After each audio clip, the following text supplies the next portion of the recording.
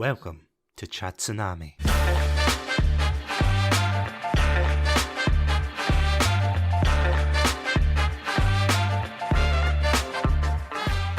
Hello everybody and welcome to another episode of Chatsunami. My name's Satsunami and joining me today is none other than the one and only fantastic host of the Beyond 6 Seconds podcast, Carolyn. Carolyn, welcome to Chatsunami. Hi, Satsunami. Thank you so much for inviting me on the show. I'm really excited to be here. No, it's a pleasure to have you on because I put out a kind of, I don't want to say a bat signal, but I was looking for people to interview and I know you'd come to me to say, oh, let's try and collab, let's do something together. But honestly, I started listening to your podcast a while ago and I said this to you off recording to say you do some absolutely fantastic work and I honestly can't wait to share what you actually do with the listeners at home today. But yeah, I have to admit, I was binging quite a lot of your content today before this interview. Oh, wow. Yeah, no, thank you so much. Thank you for listening. And yeah, I really appreciate getting that feedback. I'm excited to talk about it. And it's something I feel like is really important. So I'm glad that it resonates with you. Don't worry, we'll get into other stuff along the way, but let's get the podcasting bit out the way first. Sure, yeah.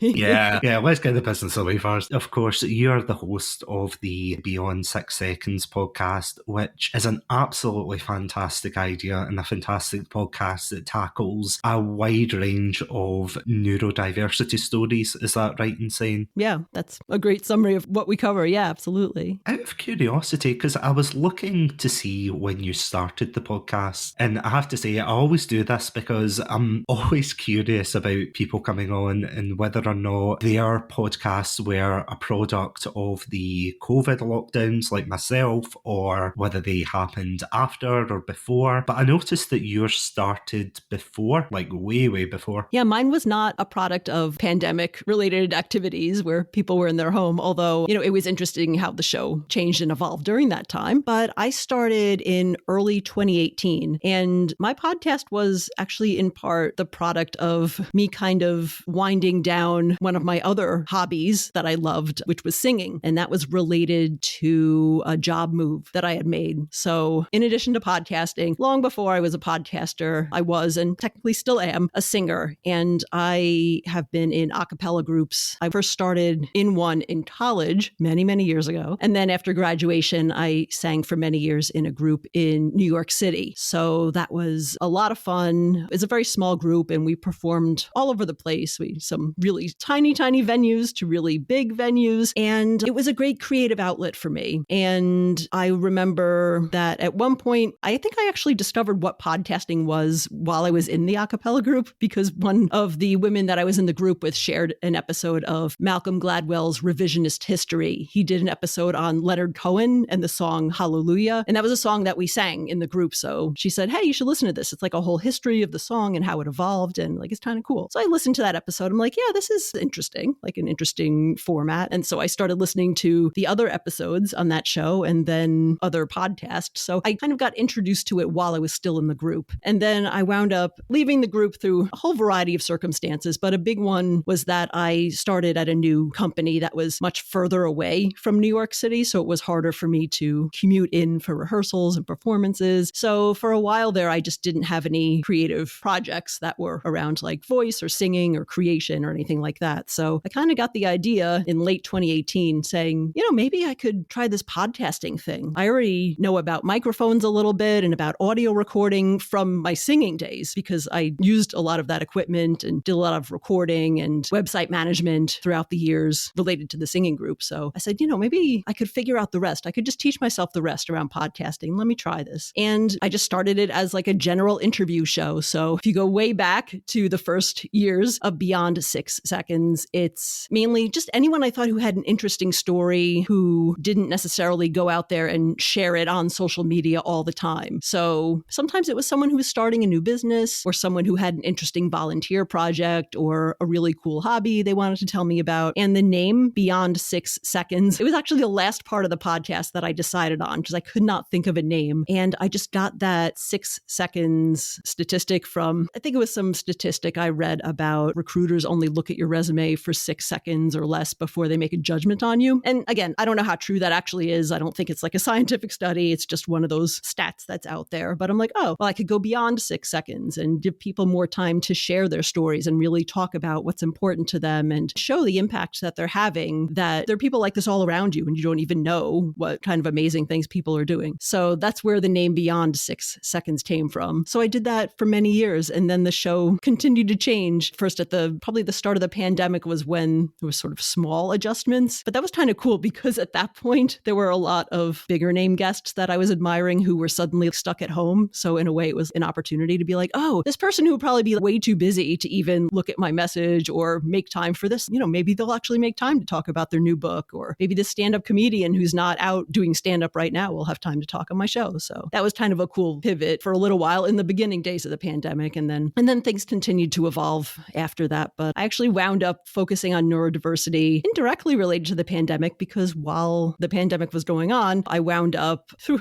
a longer story that I can tell more if you want to, I wound up getting diagnosed with autism, late diagnosis in my mid-40s. That was a whole journey in itself. So in part, that's why I focus on neurodiversity and other neurodivergent people, just because I want to hear their stories too. And I want to know kind of where people came from, what their experiences are, what they're doing in their lives right now, what their big challenges have been. And that's just something I find interesting. So that's what the show's been about for like the past 2 years or so. No, it is really interesting to see how you were explaining there, of course, that it has evolved, because I think there's almost a misconception when people get into podcasting that they start a show and then they think, okay, this is what you have to talk about forevermore. They think there's no wiggle room, as it were, to evolve and change and focus on other things. But I have to admit, I was listening to a lot of your later stuff. Don't worry, I did skim through your older stuff, but I'm not one of those people that started on episode 1. Oh, wow, yeah.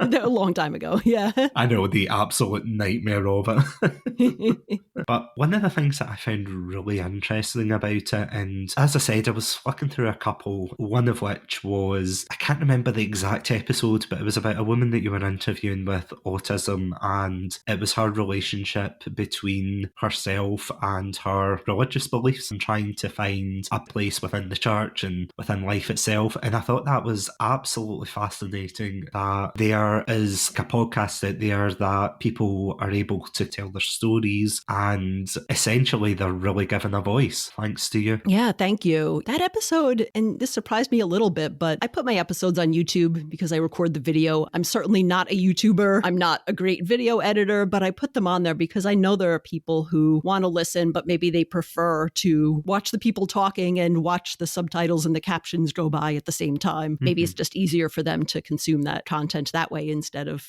listening on a podcast app. And that particular episode, I think, is called An Autistic Christian Experience. It's with Mia Sai, I think. I remember that one because that's actually a pretty popular episode on YouTube. Like, it's gotten some good comments, which is cool because I think, and I might just be because there's not a lot of discussions like that out there on the internet. I haven't really seen anything else of people talking about, in her case, her own religious and spiritual struggle with coming to terms with finding her place, as you said, within her church, within her faith, and her journey through that. So I thought that was really interesting and not a perspective that I get to hear or read about a lot. So yeah, thank you for listening to that one. No problem at all. Genuinely, I was out for a walk today during my lunch break and I kind of thought, you know what, I can fit one more episode in. So I started listening to that one. There was one that you did an interview, I think, with, was it a non-verbal author as well recently? I've actually talked to a couple of non-speaking authors. Yeah, I was thinking of the recent one. Apologies. Yeah, it's the recent one. Yes, okay. I did talk to one in January. He was my youngest guest so far. He's 12 years old and he's amazing. He's already writing and sharing on mainly his Facebook page. He's got an Instagram page too. I love that. I've had a few non-speaking autistic guests and that's just been, I love that. It's easier than you might think to have a conversation with someone who's non-speaking on a podcast, which at first might seem like, how does that even work? But you just wind up doing a lot more preparation. And then when you come to record, you've kind of got everything figured out ahead of time. So in some ways, those can be easier recordings than some of the other interviews that we're kind of figuring out things on the fly sometimes. I have to say, it is quite quite a challenge, especially when you start out podcasting and you have to think, okay, how am I going to structure this? How am I going to do this? And I assume with yourself, you're trying to think of how to structure the episode, am I right in saying, and trying to give your guests the perfect platform to be able to tell their story. Yeah, I do a lot of prep before the show. I know some podcasters don't, it depends on the type of show that you have. Some people do a lot of research. I do a decent amount. I like to know at least a basic amount of what my guest is about and what they've done. And, if they're a writer, then that's great because sometimes I can go and read some of their writing online and just kind of get ideas for things I might want to ask them. But yeah, I have, I guess, some standard questions. I usually will start out by asking, not always, but usually how someone found out that they're autistic, have ADHD, have dyslexia, kind of what was that like and what was it like growing up? Because some people grew up knowing that maybe say you have a learning disability or you're dyslexic, or if you were diagnosed with autism or ADHD at a very young age, you might know. And that experience might be different from someone who didn't find out any of those things until they were well out of school. I typically start with that type of history. And then it kind of varies from there in terms of what their interests are. I talk to a lot of people who advocate for other people with disabilities or other people who are neurodivergent. I think that's just because I meet a lot of my guests online, and usually that's why, is because they're advocating and they're writing about this. So I think that's why I have a lot of advocates on my show. And that means different things to different people. So whether it's they're writing about their own experiences, they're writing about other people's experiences in the community, or they're making videos, or sometimes they're hosting their own podcasts, or they're out in their communities going to meetings and writing books and like all these other things. So yeah, it's been really interesting to hear their stories. And out of curiosity, because this is something that I find as if with a lot of indie podcasts especially, that it is quite difficult to get yourself well known out there. Although I have to say, judging by the sheer amount of people that you've had in your show, you've had like such an amazing and just absolutely varied amount of guests on. But do you find it quite hard to promote your show, or is it quite easy now that you've found your footing? I have to admit, I think promoting my show is my least favorite part of the whole podcasting experience. Sometimes I almost forget, and maybe you can relate. You spend all this time like preparing for the podcast and recording it and editing and like getting everything ready. And then, oh yeah, I got to put this out. I have to tell people that it's out. So yeah, the thing with promoting is that I feel like there's always something else that I could or should be doing because, there's a million different social media platforms and I have a newsletter and there's just so many different things that I could and should be doing to get the word out. But what I did is I did automate some of my postings on social media. So I use one of those services that you can kind of pre-type everything up and it pushes it out at a certain date for some of my social media platforms. Others I'll write more spontaneously. And yeah, I just try to reuse as much content as I can because I only have so much time and brain power and creativity to write new things about each episode. So if I make shareable social media graphics, I'll share them on social media, but I'll also put them in my newsletter and I might put them on my podcast website. If I write something, I'll repurpose that into the newsletter, social media posts, website, anything else that I write about the show. So I really try to reuse as much as possible just because you run out of time, you run out of resources sometimes. And I figure not everyone's going to see my Instagram post, even if they follow me. So maybe they'll catch me somewhere else on some other platform. So I don't think it gets repetitive. You never really know what people are seeing, especially if it's on an online social media platform. And do you think that's gotten worse over time with social media platforms? Because I have to say, not that I was as active on places like Twitter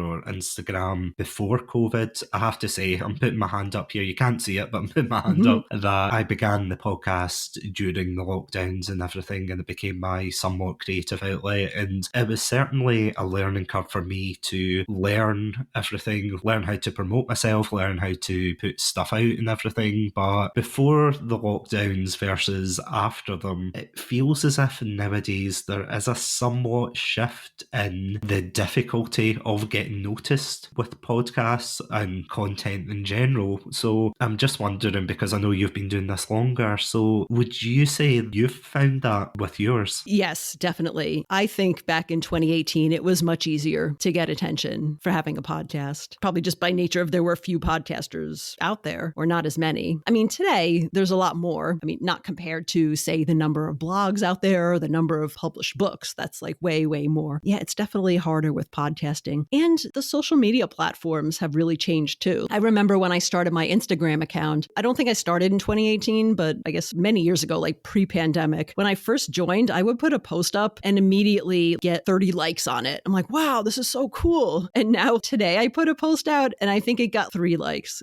And that's just like, what am I doing? But at the same time, I try not to get too hung up on likes and things like that, because there are so many people lurking on your channels and who don't ever say anything, but they're reading your stuff. And I only find out about that months later when someone that I sort of maybe I'm connected to on LinkedIn or Instagram will say like, oh yeah, I see your stuff all the time. You're really out there. I really like reading your posts. It's like, I had no idea you were seeing any of this stuff because you've never liked or commented or anything. So that's what I think of when I start to get a little discouraged about my social media numbers, is that there's many, many more people who are seeing my stuff. And unfortunately, I may just never really know like who it is unless they say something. Oh no, you're absolutely right in that regard, because the amount of channels, whether it's podcasters, streamers, YouTubers, they might have hundreds of thousands of followers, or they might have a couple of thousand, and you look at those numbers and you think, wow, that's amazing, that's something to aspire to. Or you might see a podcast that has hundreds of episodes, but the reality is they might not have as much engagement with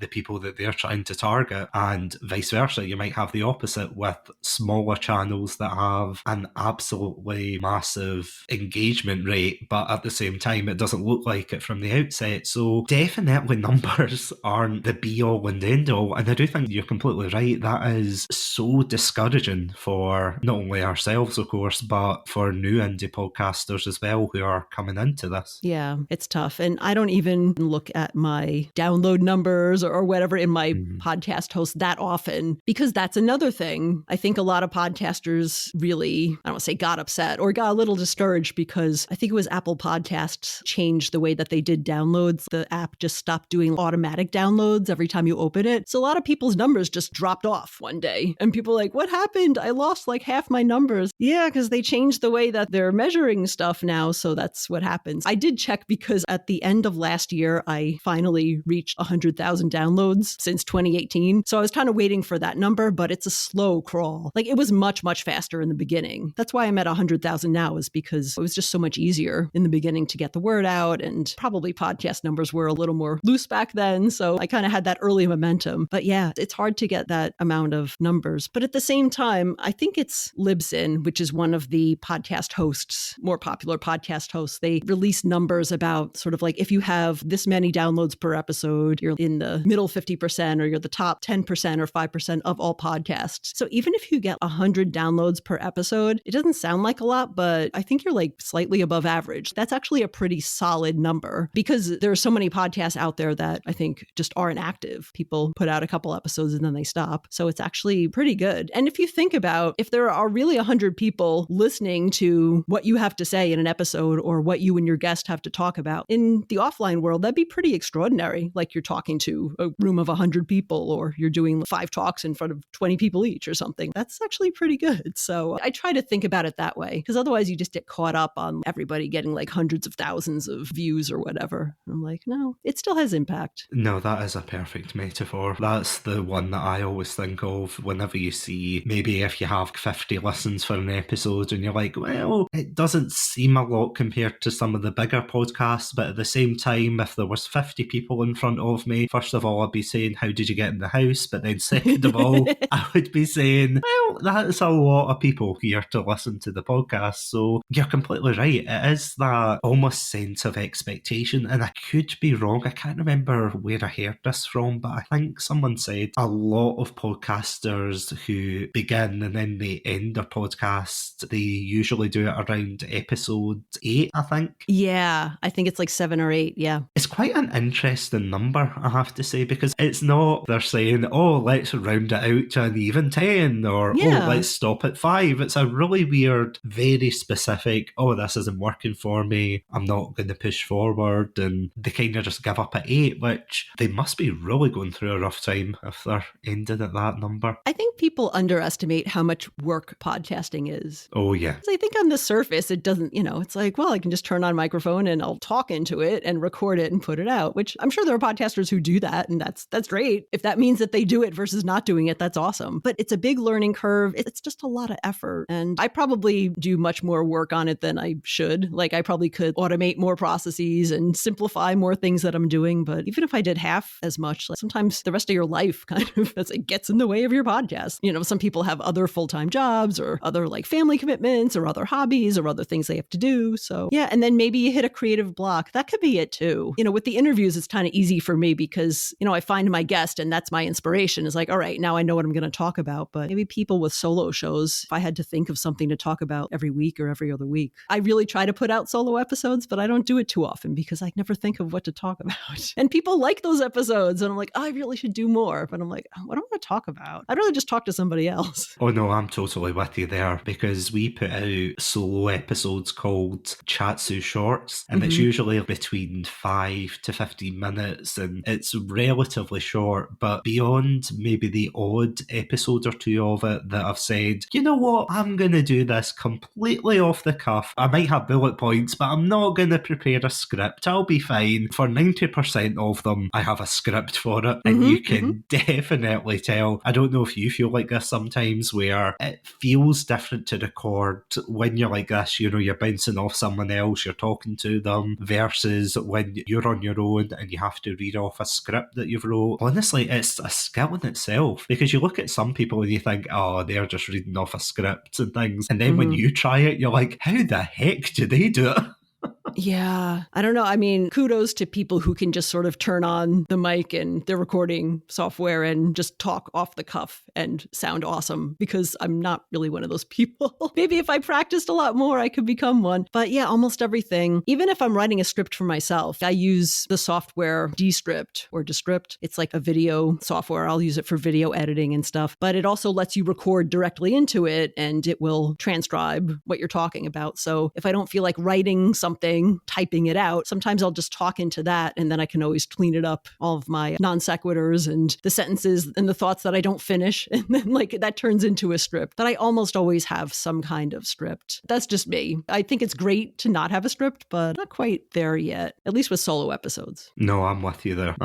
I'm definitely with you there. It is one of those things, and going back to something you said earlier, it's a strange preconception that I think a lot of people have, especially about podcasting, but it can also apply to streamers, YouTubers, where a lot of people might think, oh, all you have to do is turn on the mic, turn on the camera, you do a goofy face, or you say a goofy thing, and then all of a sudden, you're going to wake up the next day, you're going to be rolling in money, you're going to be rubbing it in people's faces. You're going to be like, oh, no autographs, please, as you're walking down to the shops. But it's really not true. You're completely right. The amount of unseen work you have to do for a podcast. And again, I'm totally with you. I edit the absolute heck out of my podcast episodes because I remember listening to my old episodes and one of my friends said, oh, you should leave some of the breath noises, or oh, you should leave some of the ums and make it sound natural. And I can barely listen to those episodes, not because the content itself is necessarily that bad, but mainly because I just think I could have done such a better job with that episode. You're right, there's just so much work between editing, promotion, everything in between, social media management. It's constantly juggling, isn't it? It is. There's a lot. And especially editing, that's something that a lot of people outsource if they can, like if they can afford it, or if they have a friend or a spouse or someone else who is willing to do that for them. But I really like the editing process, but it takes a long time. So I fall into the same thing where I find myself usually wanting to cut out every or every filler word or take out the breath noises. But then if you shorten silences, but if you shorten it wrong, then the breath gets cut off. So it takes so long. And honestly, the thing that I would just be a perfectionist on every episode if I didn't just keep running out of time. And I think it's the time time constraints that help me. In the early days, I would go through the episodes multiple times and listen and re-edit. And now it's just like, no, Carolyn, you get one shot at this. So just go. That takes long enough. But it's like, okay, we're just going through one time. And then you put the beginning and the end on. And if you need to record some other little bit, you put that in. Now I do have an editor who mainly does the sound cleanup and audio leveling. Again, probably things I could do, but it would take me much more time. And it just happens to be worth it, the arrangement that I have. So yeah, I relate to that. I like it, but very time consuming. I have to say, especially to the listeners at home, please be very grateful that neither of us are one of those podcasts that just say, you know what, we're just going to record it. We're not going to touch the audio. We're not going to do anything. Have you come across any of those podcasters who are like, I just say my thoughts and everything. I just put my episodes out without editing them. And it's like, if that works for them, sure. But if you've got lots of noises and things in between, don't be surprised when people are like, I don't know about this. Yeah. Like I'd say, a lot of the popular podcasts now are hosted by celebrities. Because I think during the pandemic, it's like a bunch of celebrities discovered podcasting, which kind of annoyed me, honestly. I've been here for years. People have been here way, way longer than me doing podcasting. And then all these celebrities were like, hey, I found this new thing called podcasting. Listen to my podcast. And then they, of course, get all the listeners. Even they, I think, can't get away with totally unscripted, random thoughts. Maybe there's a handful of celebrity podcasters who literally, their fans will tune in and listen to anything. But yeah, even the well-known names, people kind of get tired of things that aren't, really put together or really bad sound quality or things like that. Because there was quite a few of them, especially during the pandemic. And I think it's what we were talking about earlier, where they basically were like, oh, how hard could it be? You just point a microphone in their face. They've all got the same Shure microphone, which I'm like, one day. But, they've all got them. They're all pointing them at each other, being like, well, let's talk about this random thing of the day. And then a couple of episodes later, you don't see them anymore. You're like, where did they go?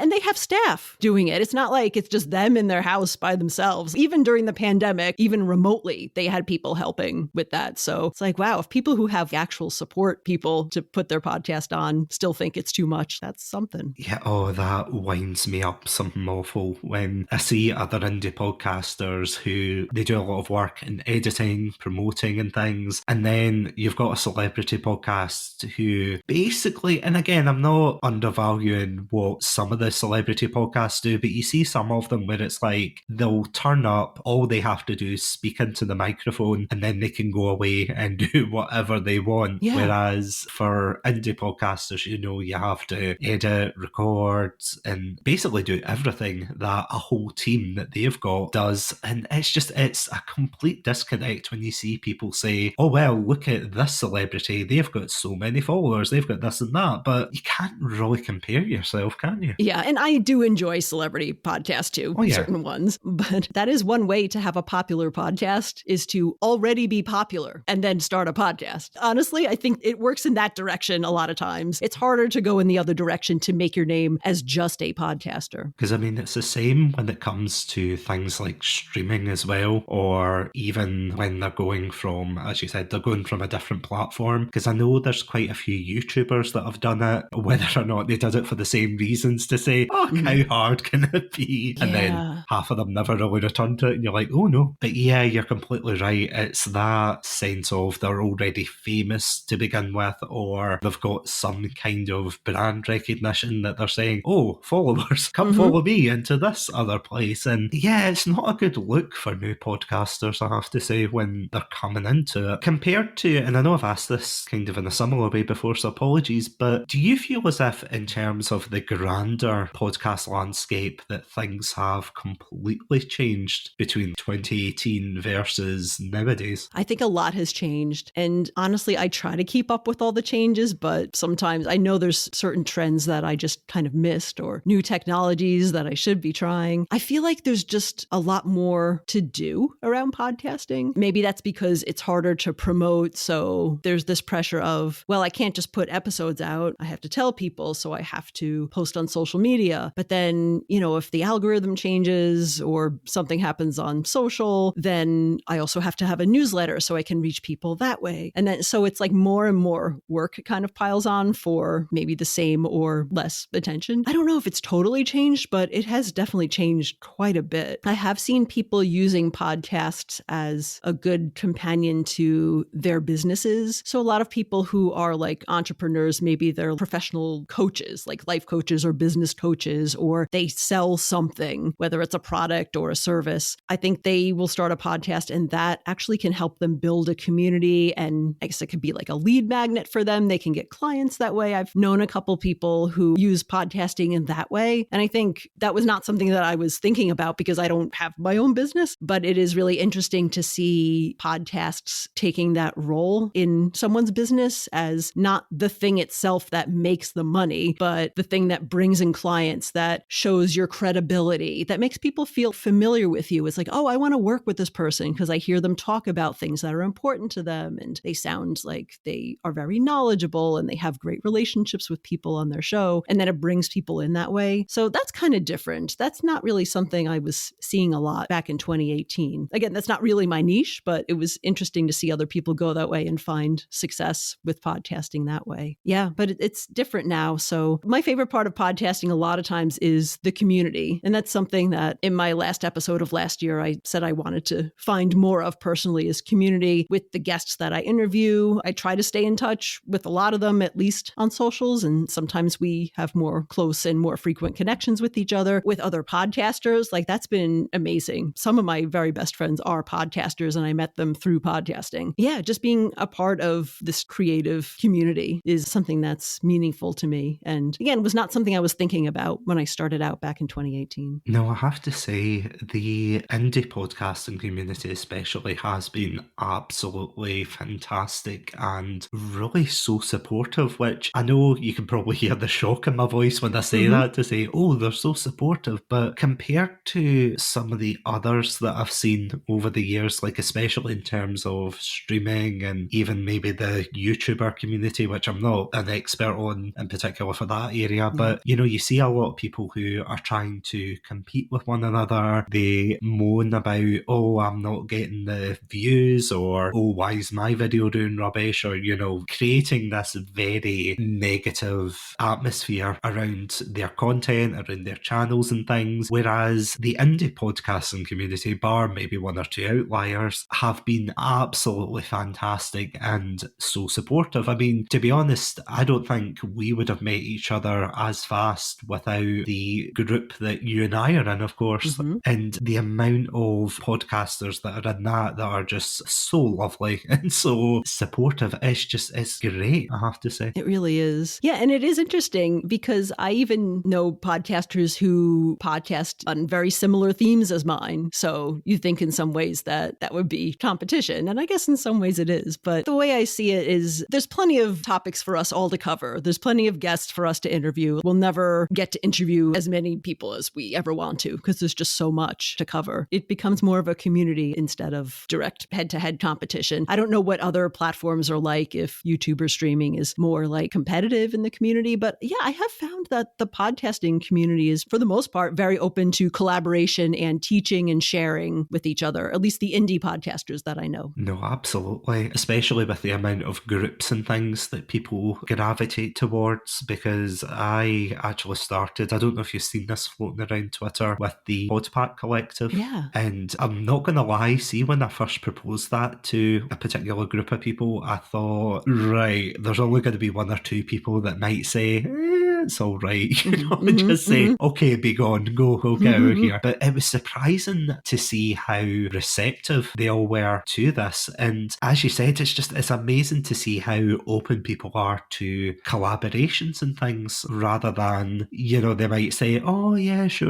Either they don't, or they've just got absolutely no interest. There seems to be a very low amount of nastiness in the community. Yeah, I've noticed that too. Especially, I've been to a couple of in-person conferences over the years for podcasting. Oh, wow. And yeah, I've even seen the same thing in person when I meet people that I do online, is people are very supportive and are actually curious and want to learn more about what each other is doing, whether they're just interested in the topic of their podcast or they want to understand what works for them as they put their podcast together. So yeah, I found that as well. Yeah. Because I have to say that's one of the things that the UK is severely lacking in, because I see all these amazing podcast conventions and things like that seem to sprout up in America, Canada, that side of the world. And if there ever is one here, then chances are it's down in London. As you can guess by my voice, I am nowhere near London. I am way, way up in Scotland. So the chances of me going down for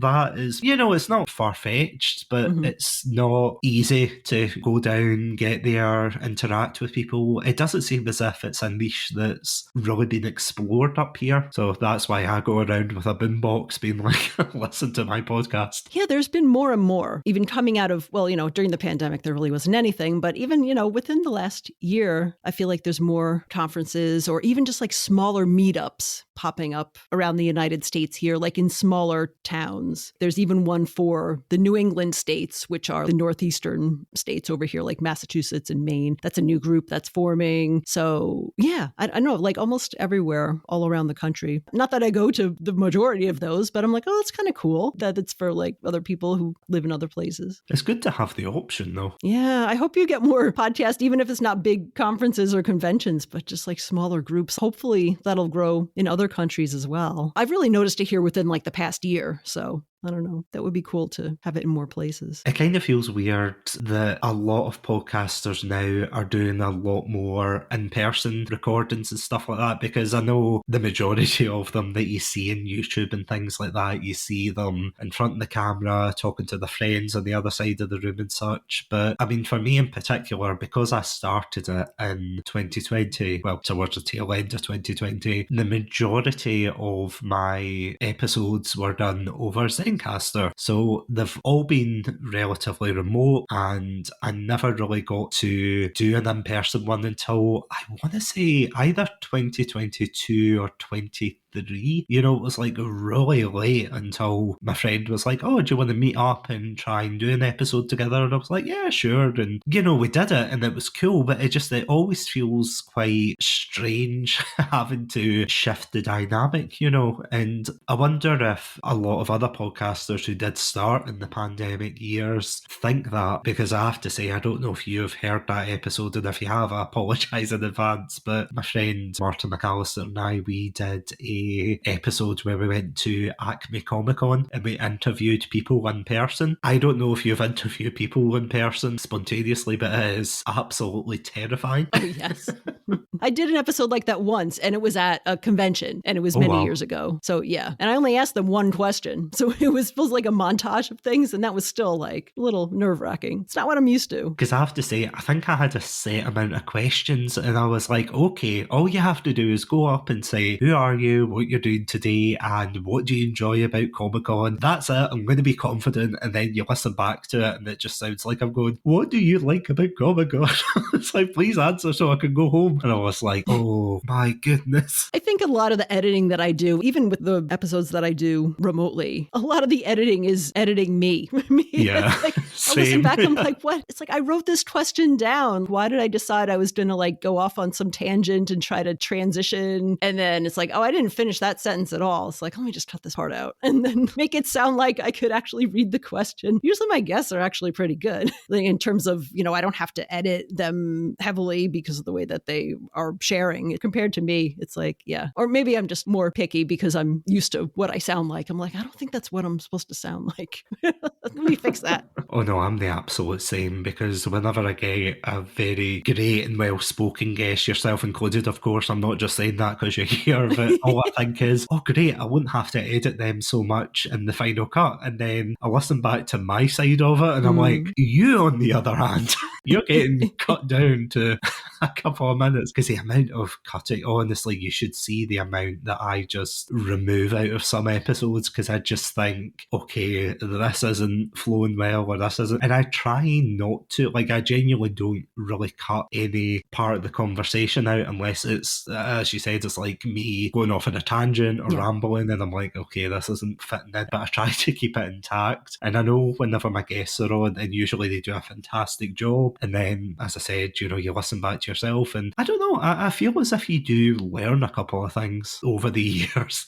At least I hope so anyway. I mean, I know a lot of people don't like to listen to themselves on recording, and they don't like to hear the sound of their own voice, which actually kind of makes me sad to hear that. I'm just used to it. I think one from years of singing and having to listen to myself and then doing my own editing, where I'm always listening to myself, and I've kind of figured out how to get my levels set so that I'm like, okay, what I sound like in my head is pretty close to what I think I sound like coming out of the speakers here. But yeah, it's different. One thing I've noticed is it's allergy season here in the United States. So I'll listen to myself. I'm like, why am I congested? Why do I sound? And I don't remember feeling like that during the recording. I'm like, oh, well, I'm just going to be sound congested for this question, I guess. But so yeah, I learned that. Sometimes I listen and I'll hear my accent, my upstate-ish New York accent. I'm not normally aware that I have an accent, but if I listen to myself, I'm like, oh yeah, it's kind of there. And I'm congested, but oh well, whatever.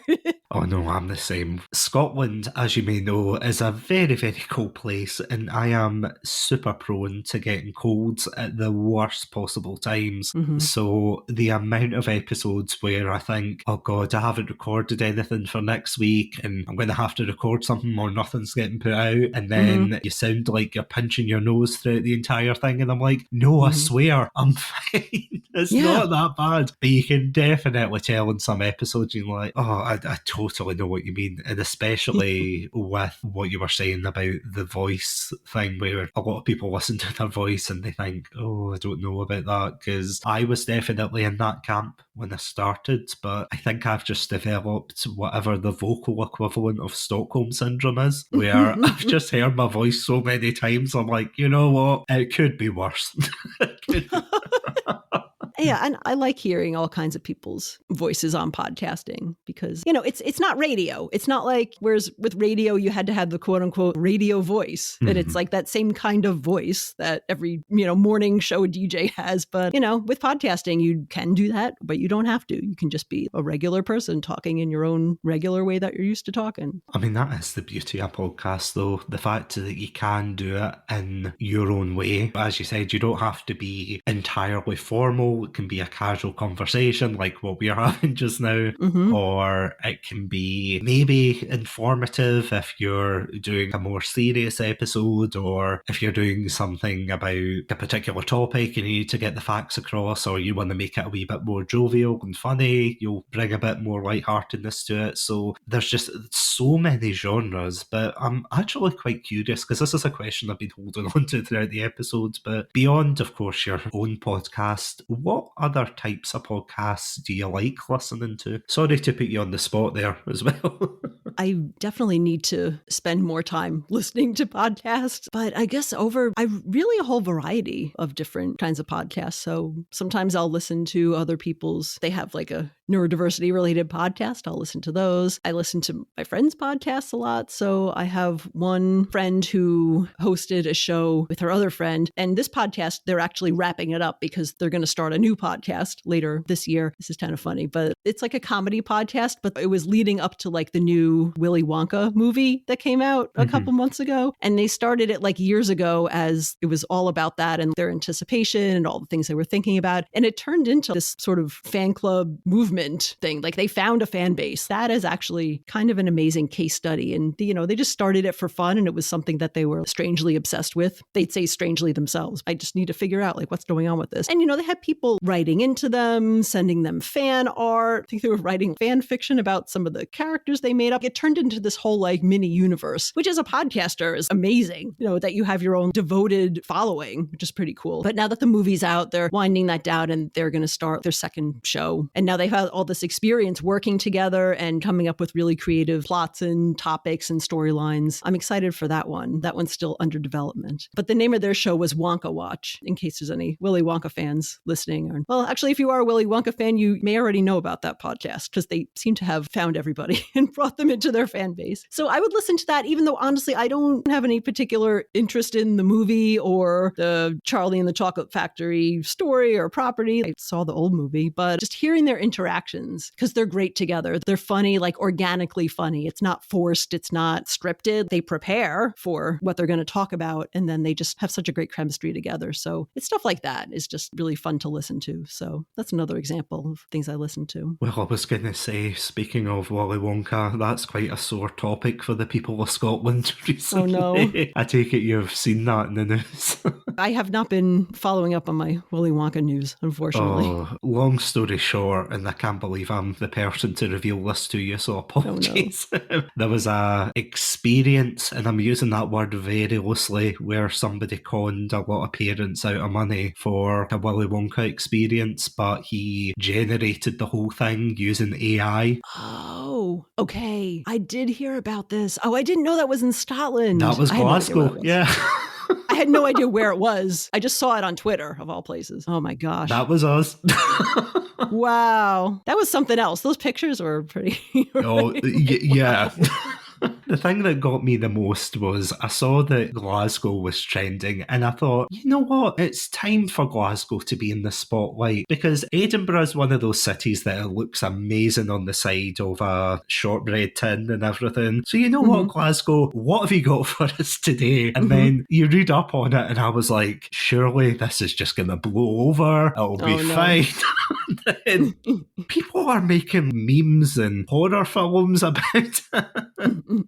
I don't know if you found this when you're trying to promote your podcast on Twitter and you see the trending tags and you think, okay, what one of these tags can I jump onto to, you know, promote myself and everything? And then you just see things like that and you're like, where do I even begin with this?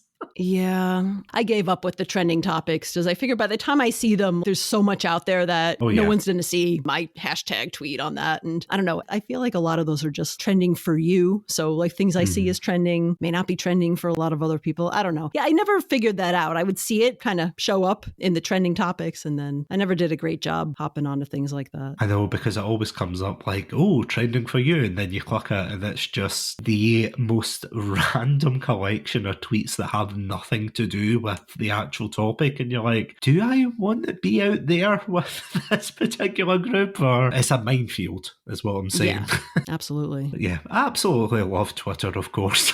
I'm looking at my red panda lawyer in the corner and he's advising me that for legal reasons that is indeed a joke. Yeah, right. Talk about things that have changed over the years. Yes. Oh, my goodness. That is the worst one, I think. Whether you love it or hate it now, it is definitely changed. There's a lot more bots now. Because I used to joke about that quite a lot at the very beginning of the podcast. Like, oh, the podcast bots are coming. And even when we did a Terminator month, we joked about that we're fighting against the podcast bots. But honestly, nowadays, it's not a joke. It's actually a very real reality. Yeah. Well, even on my YouTube channel, which is very, very small, I wound up putting comments into moderation, not because I was getting mean comments, but because as soon as I published, I would get all these immediate spam bot comments that I would have to go delete. I don't know. I guess other creators don't deal with that. I'm like, my channel's so small. Like, why are bots even bothering to comment on this? So I turned them off and that stopped it. It's very odd. Yeah, I get the odd one or two, I have to say, in YouTube, because my YouTube definitely is nowhere near as big as any of my other channels, so I don't really invest as much time. I think I've just set up Headliner to automatically post my episodes there, and I'll just be like, you know what, if people find the podcast there, absolutely fantastic. If not, well. But yeah, the amount of times I've got a notification, I've been really excited and I go, oh, I can't wait to see what, I don't know, this person said about it. And then it's like, oh, would you like a promo? Watch my video about Fortnite. And I'm like, you you're not a real person. Oh, yeah. I know, it's disappointing. It's like, oh, I thought you were real. It's like the anti-Pinocchio. You don't want them to be real. You're just like, come on, get out of here. Get out of here. But yeah, it's definitely a problem that I don't think's getting any better, which is a shame because there's a lot of amazing creators out there and amazing content, but it's just a shame that we have to fight through all of these bots, and especially with followers. Do you get this as well over on Twitter where you think you've got a new follower and it's either a bot that's for some weird reason very political or very rude, and I'm using that in the nicest way possible? Yeah, I do get those. I get those on Instagram too. And honestly, I just remove the connection. If I can kind of obviously tell, like, all right, this account really, I don't know if it's a real person. This person is really not interested in my content. Then I get paranoid. I'm like, why are they connected to me? I don't know that way. So a lot of times I'll remove that follower if I don't think it's a real person. But yeah, it's weird. Because I have to say, the amount of times that I've seen certain ones pop up in mine and they're like, oh, I believe in this, I believe in that, oh, look at my strong opinion. And I'm looking at them, then looking at my channel with the big red panda hiding behind a mic. And then I look back at them and I'm like, in what planet did you think these two connected? I don't know. Yeah, I know they're bots 90% of the time, but the amount of them that come through and you're just like, come on, step up your game. If it was like a red panda bot, then I would be a bit more conflicted, but there's no effort. 2 out of 10 see me after class, or rather don't see me after class.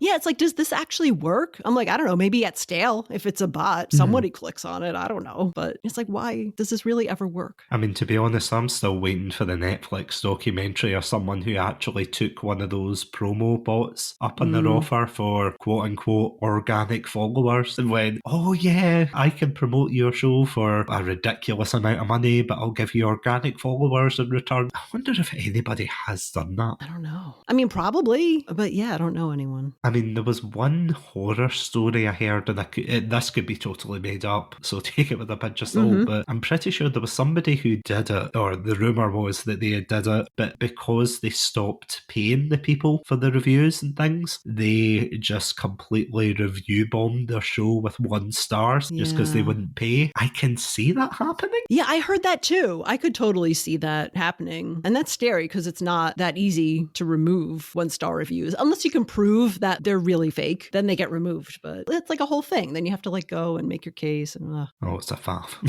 Yeah. But speaking of which, just outside of podcasting, what kind of things do you do to relax, unwind, or what do you focus on outside of the world of podcasting? Is it really like relaxing? But I work full time in a completely different field that's not related to the podcast. But I'm an instructional designer, which means that I design training for employees at a large corporation over here. So again, it's, cool because it's like a blend of creative work and team work and feels like it has a nice purpose in terms of helping people do their jobs better at work. So that's something that I enjoy doing. I work with tons of other people to get information, put training together. I started designing training online there's like all these e-learning design tools that you can use. So I'm starting to learn those and then putting training out. So that's pretty cool. That's like my full-time gig over here. And then, other stuff, I like to travel. I don't do it as much as I would want to or like to, but that's been a lot of fun. Mostly it's travel within the US lately. We like going to Arizona to kind of relax in the desert. Climate is kind of nice and a big contrast to where I am here in New Jersey, which is much more forests and rain. And we're not close to the shore, but we're not that far from the ocean over here. So yeah, very different terrain, different climate. And yeah, I guess that's most of what I do. The podcast is mainly like my fun thing, as much work as it is. That is my fun creative outlet. It's funny, I didn't realize when I started podcasting how much writing was involved. Oh yeah. Because you're writing show notes and you're writing posts and all that. But fortunately, I enjoy that as well. So it's been kind of cool. I like hanging out with my friends. A lot of times that happens over Zoom because now I have friends who are like located all over the country. We don't always get to hang out in person very often, but we do try to talk and keep in touch on a regular basis. So yeah, I guess that's kind of it. No, I have to say, it's amazing how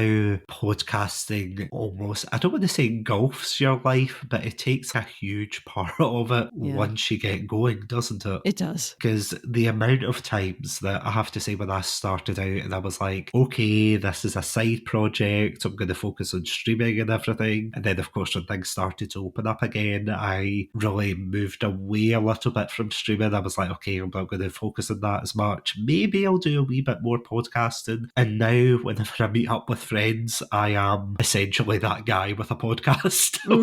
I'm just like, yeah, do you want to listen to my podcast? And I'm like, for goodness sakes, Satsu, I've listened to your podcast. But at the same time, it's amazing how much podcasting as a whole actually brings you closer to people. And it's something that you mentioned earlier in the episodes, but the fact that you can pretty much just go on Twitter or any other social media, you can find like-minded people, you can invite them on and of course talk to them through the podcast and such, and then you get all of these different conversations, you get to meet a whole different variety of people. I have to say, I don't know about you, but I totally did not expect when I started out in 2020 that I would be talking to so many people from all over the world. I mean, I've spoke to streamers, musicians, of course podcasters as well, cosplayers, just so many. And again, even within that, there's a whole different wealth of people. You know, you've got variety podcasts, film podcasts, true crime podcasts, which is not a topic that I have to say I would be talking to people within that community, but I've met so many lovely ones. And I guess turning it back on you, and apologies for turning it back on you, but did you expect the same when you started out the podcast, or did you know where you were going with it? Yeah, I don't think I expected to find the community. I don't even know if I was aware how big the community was in terms of indie podcasters. I was part of a small, I guess it was a Slack channel at that time, a very small group of other women indie podcasters that we just shared episodes and chatted and things. But that was a small early group, but that was the first community that I belonged to. But I had no idea that it would extend beyond that. And yeah, I mean, certainly when I started off, I wasn't focused on neurodiversity. So now that I'm talking about neurodiversity and neurodivergence, there's a huge community around that of other content creators talking about it, other content creators talking about specific types of neurodiversity. There's several I call influencers or content creators on social media who have Tourette syndrome and talk specifically about that. Then there are others who talk about, say, dyspraxia, or others who talk about, autism, obviously, or ADHD. There's those specific communities. And then there's a wider community of people who just talk about multiple neurotypes and the broader range of neurodiversity. And I don't know, it gets a little overwhelming at times, honestly, because I don't always feel like I fit exactly in there, because I'm not doing this. I'm not like a full-time podcaster / neurodiversity advocate, which I think a lot of people who do this have businesses that are devoted to it, or they're speakers and they talk about it. That's part of their business or part of something that they do on a regular basis. But for me, it's a weird, especially where I am now, it's a very weird combination, because I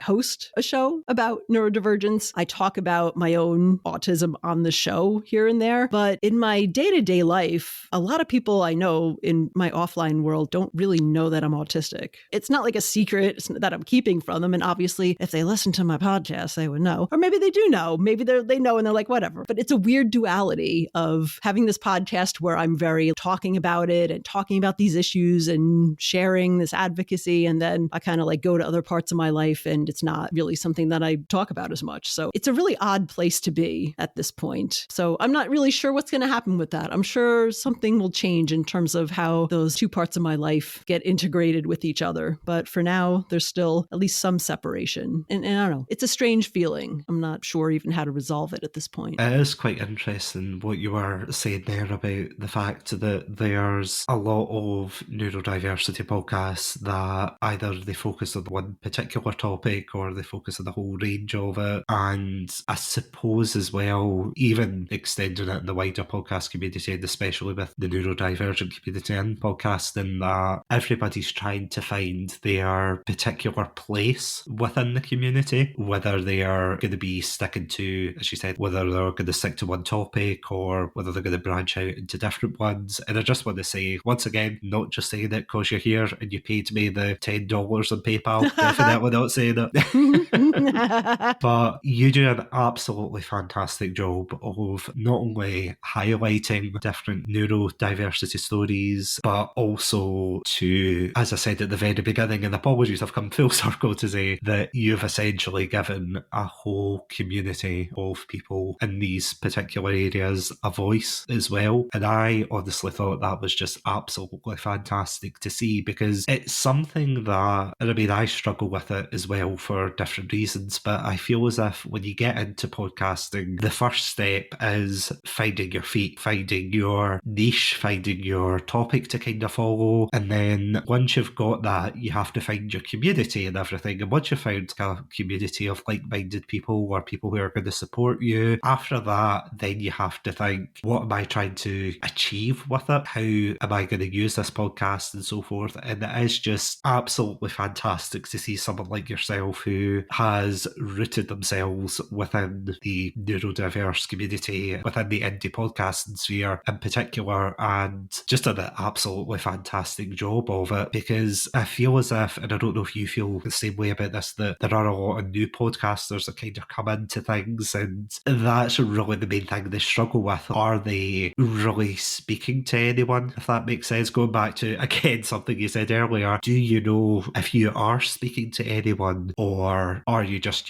talking into the void? And it is really difficult for us, especially because celebrities and things, they're getting a constant flow of opinions and comments and things like that, but it's really hard to know, especially with us, that are people listening. And personally for me, and I know I haven't said it before, because I have to say I did listen to your podcast in the past, and it's a bad thing that I have to admit I've always done, where I listen to people's podcasts and I go, that was a great podcast, but then I forget to comment on it or to say to them outright. But I genuinely do think you're doing an absolutely fantastic job with Beyond 6 Seconds. Thank you. I really appreciate that. And yeah, I'll have to play back this part of the show when I'm feeling discouraged about the show, because it really means a lot. Yeah, I really appreciate hearing that. And yeah, you're right. That's the thing about podcasting, is that there are people listening to what you have to say. And then because of the way podcasting is set up, it's not easy to like leave a comment or kind of tell them that like, hey, this is really cool. I liked it. So I guess the first point is there are people listening to your show, our shows, who really enjoy it and it really changes their life. And we may never know because they just don't have the opportunity to tell us. Or two, it makes the reach outs when I hear from people who listen, who do sit down and take the time to write me long emails about why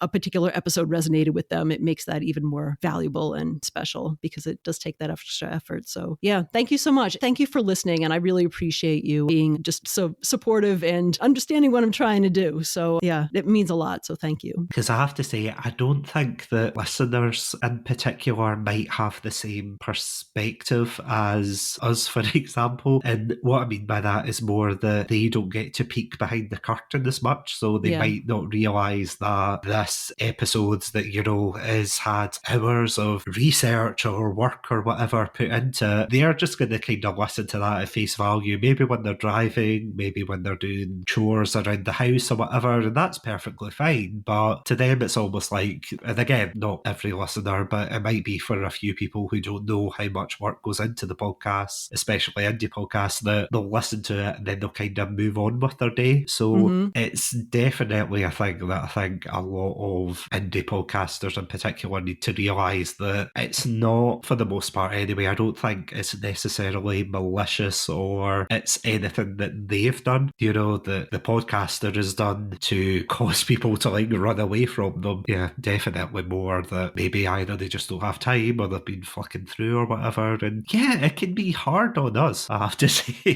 But yeah, at the same time though, it makes those messages that when people actually reach out to us and say, oh, I loved that episode, or oh, I thought that was great, all the more special. Yeah, absolutely. Yeah, I think that's the thing about podcast listening. I think a lot of people do it while they're multitasking. So like I said, they're cleaning the house, they're driving, they're exercising, or they're taking a walk. So, it's not as easy at the end to like, oh, let me write this message, because you might be in the middle of something else. So yeah, as you said, it makes those reach outs even more special. So yeah, so if you out there are a podcast listener, definitely, if you want to take the time to share a little note with your favorite podcaster about an episode that resonated with you, that person will definitely appreciate it. Because I think, as you said, listeners don't always realize that we don't get a lot of that direct feedback that, say, maybe a YouTuber or a streamer would get, because there's like that comment feature, there's that easy like feature, we can see you live live watching us. But yeah, podcasting is a little tough when it comes to feedback. So it's all appreciated. Especially when you put out a tweet or a post and you say something like, oh, what did you think? And then you don't get any comments underneath it. And, maybe that's the algorithm at work. And maybe it's just people go, oh, funny picture, haha, like, and then move on. And it's a whole host of reasons. So I'm totally with you there. So what I'm saying is, if you have any positive comments, go over to Beyond 6 Seconds over on Twitter and leave all the lovely messages about the podcast. Definitely. And the same with Chatsunami. If you definitely let Satsu know how much you appreciate the show, because if you're still listening to this episode, because we've been talking for a while, so you're a true fan if you're still listening. So definitely let him know. Oh, thank you. But all I'll say is, I think the limit that I have for promoting myself on social media is dancing in front of the camera on TikTok. I technically have a TikTok, but I use it for podcasts and memes, I'm going to be honest. Yeah. It's very low effort. It probably doesn't get any listeners at all, but I would rather do that than either leave it to stagnate or do a dance. And I'm not saying that as a criticism to anybody who does do dances on TikTok. I'm saying that the world is not ready to see me dance. Nobody wants to see that. Even on Patreon, nobody wants to see me dance. That would get me banned on Patreon probably, but that's another story. But yeah, Carolyn, thank you so much for coming on tonight and talking about all things podcasting and your absolutely fantastic show. Yeah, thank you, Satsunami, for inviting me on the show. And it was great talking with you. Yeah, I love talking with other podcasters, and it was great to have this opportunity to just get to know you better, not just only through your show, but to get to talk with you directly. So thanks again. This is really fun. I have to admit, these are some of my favourite episodes to record because, as you said, you do get to know people a bit better through it. You get to just chat about everything and anything. It's just an absolutely fantastic experience. So thank you so much again. But before we wrap up, and this is the part of the show where I have the call to action. So where can these lovely listeners find your content, reach out to you and say how wonderful a podcast you have? Yeah, where can they find you? Sure. So you can find me at beyond6seconds.net, and that's the number 6, although I think I bought all the domain names, so if you spell out 6, it should take you there too. So that's my website, is beyond6seconds.net, or you can find me on your favorite podcast player under Beyond 6 Seconds. All my episodes will be out there. And if you go to my website, or if you go into the show notes of the app, you can link to my website. It's got all my social media and a contact form, newsletter sign up form, so you can get there from the website. And yeah, I just want to reiterate, absolutely fantastic podcast. Go check out Beyond 6 Seconds. You will not regret it. Thank you. Thank you. It was great talking with you. It was great talking with you as well. It's been a great episode. And again, I'm not just saying that. I'm just saying because that. I'm here. Because you're here. Yep. And the payment's gone through. Yeah, exactly. Yes. Of course. And if you want to listen to more episodes from ourselves, you can, of course, check us out on our website, chatsunami.com, as well as all good podcast apps. I also want to thank our Pandalorian patrons, Robotic Battle Toaster and Sonia. Thank you so much for supporting the show. And if you want any extra content from ourselves, then you can check us out at patreon.com/Chatsunami. But until next time, stay safe, stay awesome, and most importantly, stay hydrated. Welcome to Chatsunami, a variety podcast that discusses topics from gaming and films to anime and general interests. Previously on Chatsunami, we've analysed what makes a good horror game, conducted a retrospective on Pierce Brosnan's run as James Bond, and listened to us take deep dives into both the Sonic and Halo franchises. Also, if you're an anime fan, then don't forget to check us out on our sub-series, Chatsunami, where we dive into the world of anime. So far, we've reviewed things like Death Note, Princess Mononoke, and the hit Beyblade series. If that's sounds like your cup of tea, then you can check us out on Spotify, iTunes, and all good podcast apps. As always, stay safe, stay awesome, and most importantly, stay hydrated. First impressions can take only 6 seconds to make, but if you're neurodivergent, those quick judgments about you can be misleading.